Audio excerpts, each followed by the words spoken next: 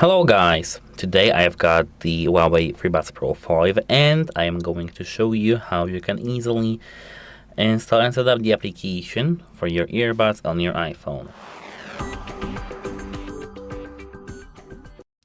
This issue is actually not complicated at all because it's just easy to install this application. On the Android phone it's kind of more difficult, but here it's not a big deal.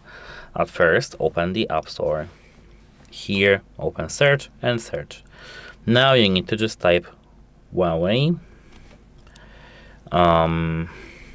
Audio Connect. Here, now as you can see, we've got HUAWEI Audio Connect from HUAWEI Software Technologies. Here you should see Get button. Tap it, and then you will need to authorize yourselves using the Face ID, Touch ID if you're on some iPad, or Apple ID password. Then you need to hit Open. And now here, agree. Here, allow, and if you were previously paired with your headphones, they should be automatically detected. Just tap pair, and now they are here. That's how it actually works. Have a nice day, and goodbye.